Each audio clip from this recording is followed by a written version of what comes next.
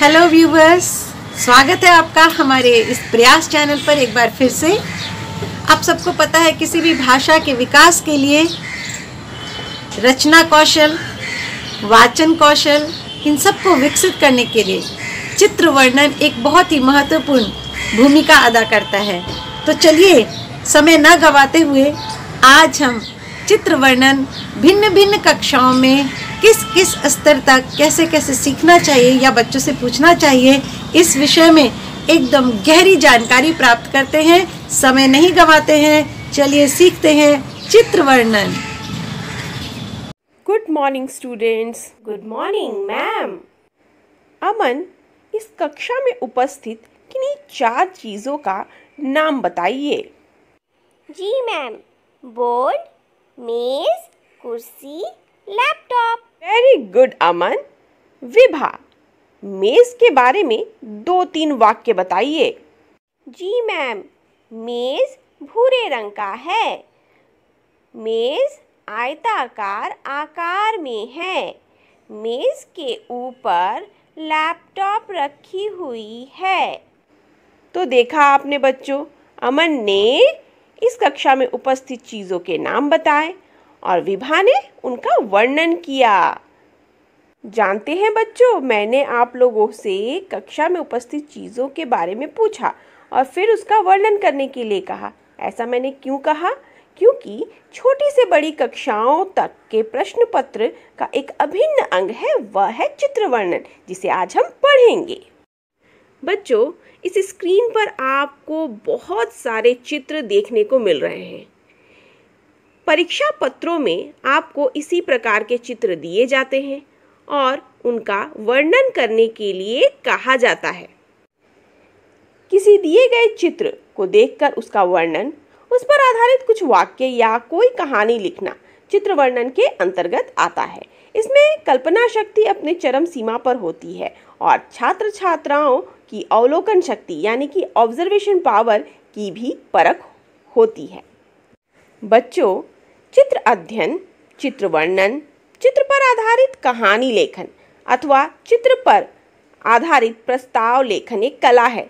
चित्र पर आधारित प्रश्न कोई भी विद्यार्थी आसानी से कर लेगा और अच्छे अंक पा लेगा, ऐसा मानना पूर्ण रूप से सही नहीं है।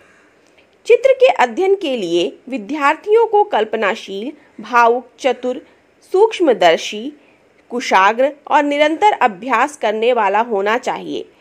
उसकी अवलोकन क्षमता यानी कि ऑब्जर्वेशन पावर गहरी होनी चाहिए। परीक्षा में एक चित्र देकर विद्यार्थियों से यह आशा की जाती है कि वे चित्र का सूक्ष्म अध्ययन करके उस पर अपने विचार प्रकट करें, अपने लेख, वर्णन, कहानी या प्रस्ताव को उस चित्र के साथ जोड़ने का प्रयास करें। विद्यार्थियों, आप सभी को चित्रों पर आधारित कुछ भी लिखने से पहले निम्नलिखित बातों का ध्यान रखना चाहिए। चित्र में दी गई वस्तुओं, व्यक्तियों आदि को ध्यानपूर्वक देख लेना चाहिए। लिखते समय संभवतः उन सब का प्रयोग करना चाहिए और सूक्ष्म से सूक्ष्म संकेतों को भाषा में पिरोना चाहिए। यदि कहानी हो तो कहानी का ताना बाना बना लेना चाहिए।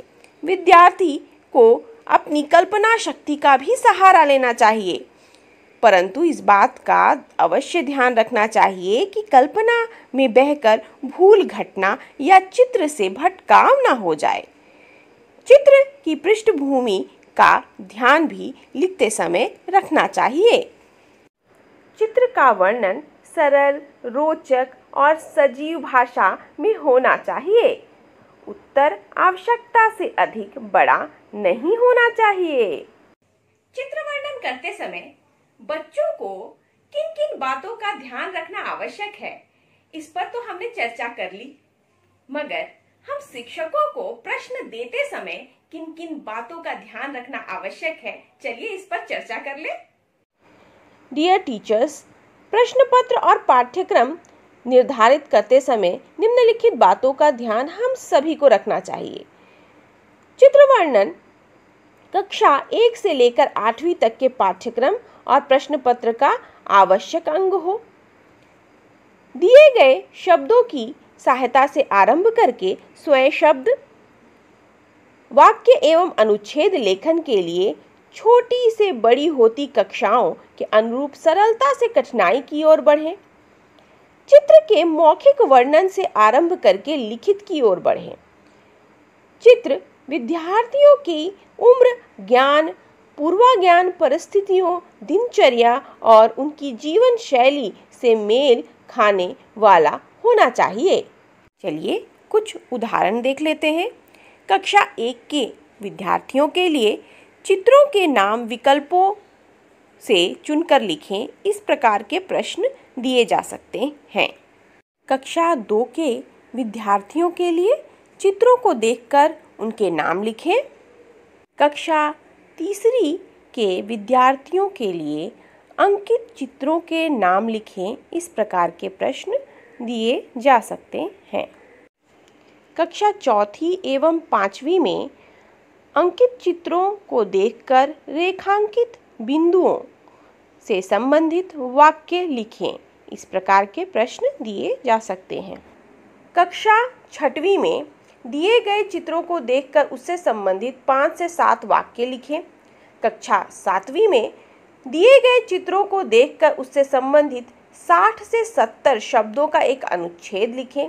कक्षा 8वीं में दिए गए चित्रों को देखकर उससे संबंधित 70 से 80 शब्दों का एक अनुच्छेद लिखें। इस प्रकार के प्रश्न दिए जा सकते हैं। विशेष बात यह है कि शब्दों और वाक्यों की सीमा आवश्यकता अनुसार घटाई बढ़ाई जा सकती है। आज का एपिसोड आप सभी लोगों को कैसा लगा कमेंट करके जरूर बताइएगा।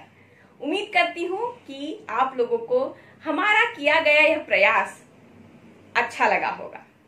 दर्शकों, हमारे इस वीडियो के डिस्क्रिप्शन बॉक्स में एक टेलीग्राम ग्रुप का लिंक दिया हुआ है, जिस पर क्लिक करने के पश्चात आप हमारे ग्रुप को ज्वाइन कर सकते हैं और अपनी समस्याएं हम तक पहुंचा सकते हैं।